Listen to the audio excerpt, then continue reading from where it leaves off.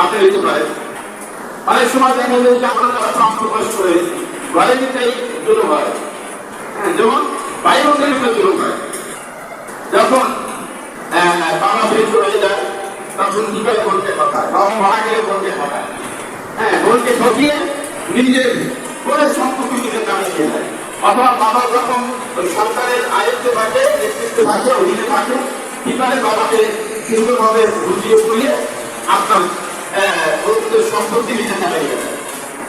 এমনও আছে অথবা যে আমার মেয়েরা পাবে না, আমি মারা গেলে আমার মেয়েদেরকে ঠকাবে, কি করে ওই মেয়েদের ছেলেদের সম্পত্তি ঠকিয়ে মেয়েদের নামে রেখে দেয়। শুধু ছেলেদেরকে লিখে দেয় এমনটা না, অনেক বাবা আছে এই জুলুমটা করে, ছেলেদের সম্পত্তি মেয়েদের নামে লিখে দেয়। আমার মেয়েদের নাম দিবে না, আগে লিখে দেয়। আমাদের বংশের কাছে এরকম হচ্ছে, আপনারা ভালোবাসেন আলহামদুলিল্লাহ, আমাদের বংশে এরকম হয়েছে, আমাদের চাচা ভূমিকে আমি লিখে এটা নিয়ে সমস্যা ঠিক করতে পারবো। তো এরকম হয়েছে আসছে জানি। তো দাদা বরং ছিল, ভদ্রবাবু ছিল, তাকে অধীনস্থ করে আয়ত্ত করে অনেকে এই কার্যসূচি করে হাসিল করে। আফসোস তাদের কেউ মারা গেছে, কেউ জীবিত আছে। আল্লাহ তাআলা শহীদুল আন্তর যারা জীবিত আছে, যারা মারা গেছে, আমরা তারা তাদেরকে মাফ করে বলতেছিলাম। এগুলো যেহেতু আমরা শুধু জুলুমটাই শুরু দেই, কিন্তু আমরা জুলুম করতেছি, আমি যে ঘরে নিতে অন্যায় করতেছি, এইটা আমার চোখে বাজে না।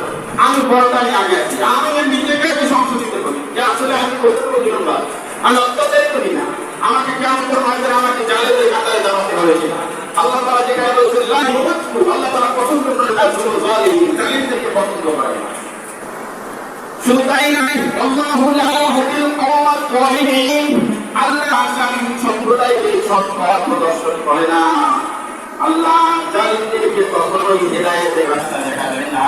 তাদের অন্তরে কখনো আলা কুলুবিহি ওয়া আলা সামিইহি ওয়া আলা আবসারিহি গিশাওয়া, তাদের অন্তরে সিল করা করে দিয়েছে, সিল ভোট হয়েছে তাদের অন্তরে, তাদের কর্ণে তারা কানে শুনবে না, তারা কর্মে করবে না। আপনি যে যাই বলো না কেন সে সোজা রাস্তা হাঁটবে, তার রাস্তা হাঁটবে। আপনি যতই তার সমালোচনা করবেন না কেন, তুমি অন্যায় করছে, তো তুমি জোরবাস, তুমি অন্যায়কারী, এক কথা শুনবে না, সে বুঝবে না। সে বলবে না আমি রাস্তা হাঁটতেছি, এটাই সঠিক রাস্তা, সে হাঁটবে কোথায় যাবে। আপনি পাশ থেকে কি বলতেছেন, কে কি বলতেছে, সত্যি না বলছে না। আল্লাহ তাআলা সেটা বলছেন, কথা আল্লাহ তাআলা মোহর দিয়ে দিয়েছেন, আল্লাহ তাদের অন্তর ভালো কথাগুলো শুনবে না।